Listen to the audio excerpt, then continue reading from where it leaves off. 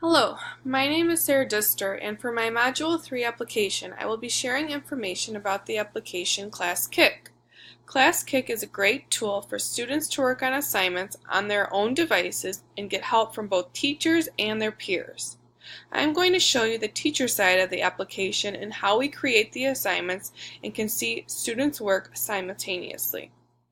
So, after you have downloaded the app on your device, you will need to create an account. I already have one, and so I'm going to click on Teacher, head this way. Once I do that, I'm going to be signing in because I'm a returning teacher.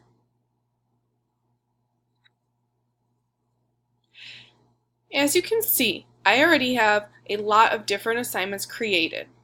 I use this tool as a checkpoint after we take notes to get an idea of how much information was understood and what areas need reteaching. But let's say that I wanted to create a new assignment for my gifted 8th grade geometry class.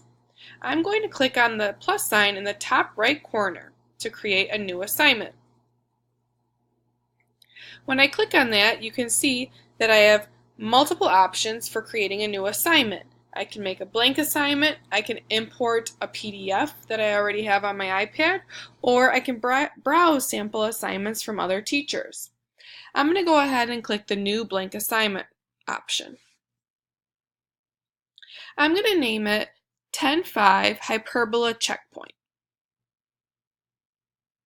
Create. And now you can see that it says to add a roster to view students' work. Up at the top corner, I'm going to go ahead and click Assign Rosters, and I'm going to click on my geometry class.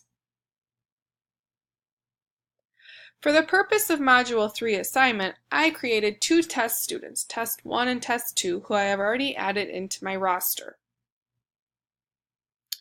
Once I'm done creating the assignment, I will have the test students 1 and 2 join the assignment with the provided class code up in the top right corner. To add a question, I'm going to simply tap on the first page of the assignment in the top left, right here. From here, you can add many different items: text, voice, hyperlinks, or images. Most of the time, I add screenshots of problems I want my students to complete and add voice instructions.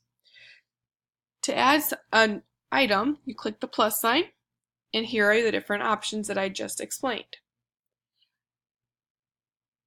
I'm going to go ahead, click the camera, choose from my photos, go to my camera roll, and I'm going to click on this right here.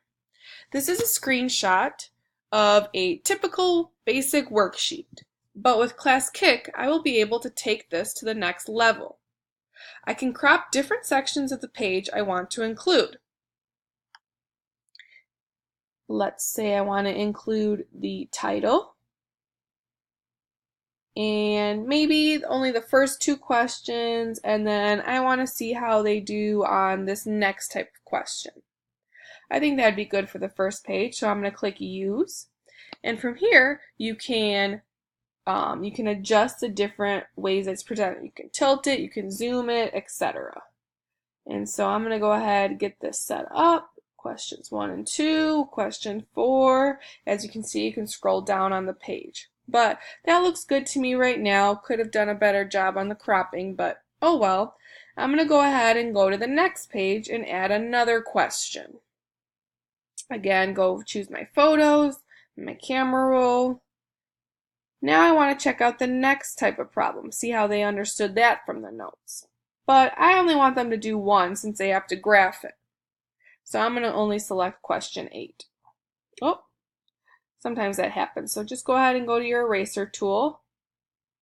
Set this up, the instructions, set the question up, and since they're graphing, I'm going to go ahead and provide them with a coordinate plane so that they don't have to do that as well. Again, put it off to the side, and I think that's done. That provides 3 different questions that we talked about in the notes. I will get an idea of how much they learned. So I'm going to go ahead and delete this third page. Delete. And I'm ready to go. So from here, I would provide my students with the code, and they would go in and begin completing the checkpoint. I've already created a sample of this so that you're able to see what's going on. So if I scroll down, here's the sample that I already previously created, and as you can see, I already have 2 students working on this. Test 1 has a yellow hand in the bottom right corner. That indicates to me as a teacher that they need help on that particular problem. So when I go in and click on it on my iPad, this is what I see. I can see that the student completely forgot how to do this problem and would like help getting started. So I can provide to them immediate individualized feedback based on what they're sharing with me. So I would go ahead and tell them, is this a vertical parabola or is it a horizontal parabola? And I would hope that that would be enough indication for them to get started. Now again, once I zoom all the way out, I can still see in this top corner over here that I have a 1 hand raised. Test 2 wants me to check their work. And so from here, I would be able to give them quick feedback, letting them know if they're correct or not. In this bottom right corner, you can have ones that are already pre-made. Excellent job, and they get a little bird with it. You can also add point values if you want by clicking next to the side, but typically I don't do that since it is just a quick check for me after notes. And then again, I would maybe provide them some information. Where are your asymptotes, things like that, blah, blah, blah. So I very much find this tool very useful. You can see what they're doing in live time, and it's really, really a great tool. And I think that everyone should try to implement this at their classroom at some point.